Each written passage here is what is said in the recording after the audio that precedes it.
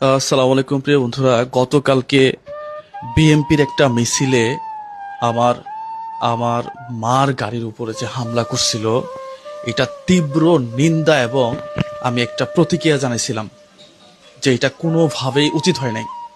আপনারা জানেন আমি প্রায় সময় মানবিক কাজ করি, আর আমাদের এই গ্রামের যে মানবিক কাজগুলা, সেই কাজগুলো আমার মা দেখাশোনা করে।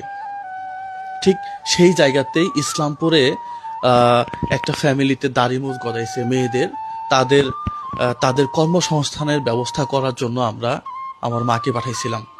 ঠিক সেই জায়গাতেই আমার যে সহকর্মী, আমার আমার টিম মেম্বার, তার গায়ের উপরে অতর্কিতভাবে শুধুমাত্র রাস্তার একটু সাইড চাওয়ার জন্য বিএনপির মিছিল থেকে কোনো একটা আহ, কোনো একটা কি বলবো এগুলাকে, আহ, দুচক্রকারী তারা এই হামলাটা করে এবং ওই ছেলেকে বেদম মারধর করে।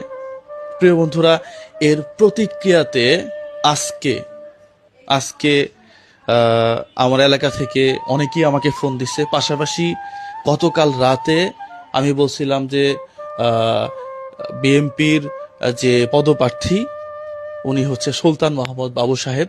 উনি যথেষ্ট জেন্টাল মানুষ এবং ভদ্র মানুষ। আমি বলছিলাম যে আপনি এটা দেখবেন। ঠিক তারই পরিপ্রেক্ষিতে আমার কাছে খুব ভালো লাগছে এই জন্যই, উনি রাতের বেলা ওনার মেয়েকে পাঠাইছে এবং যারা নেতাকর্মী ছিল তাদের সবাইকে পাঠাইছে আমার বাসাতে। আমার আমার মার কাছে গিয়ে দুঃখ প্রকাশ করছে।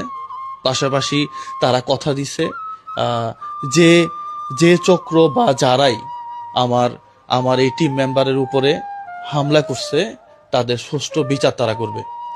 প্রিয় বন্ধুরা, রাজনৈতিক প্রেক্ষাপট চেঞ্জ হওয়া উচিত, এটাই এটাই হওয়া উচিত। আমি এখন আছি, খবরটা পাই, আমি খুবই দুঃখ পাইছি।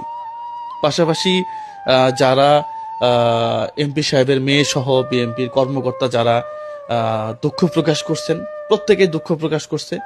আমি বলতেছিলাম যে রাজনৈতিক প্রেক্ষাপটটা চেঞ্জ হওয়া উচিত। হ্যাঁ, আপনি একজন নিরীহ মানুষের গায়ে হাত দিবেন, এরপরে আবার হেডাম দেখাবেন, বিষয়টা তা না। এই যে প্রেক্ষাপটটা চেঞ্জ হয়েছে, এমপি সাহেবের মেয়ে, উনি সাবেক এমপি ছিল, তার মেয়ে এসে যে আমার মাকে সরি বলছে এবং সহানুভূতিশীল আচরণ করছে, বিএনপি নেতাকর্মী যারা ছিল তারা, জিনিসটা আমার কাছে ভালো লাগছে। অসংখ্য ধন্যবাদ। আমরা আমরা সুষ্ঠু একটা নির্বাচন চাই, সুষ্ঠু একটা মানুষ চাই এই দেশের জন্য, যারা এই জনগণের দুঃখ বুঝবে, জনগণকে নিয়ে কাজ করবে, সাধারণ মানুষের উপরে ঝাঁপাই পড়বে না, চাঁদাবাজি বন্ধ হবে। Thank you so much. যারাই ক্ষমতায় আসুক,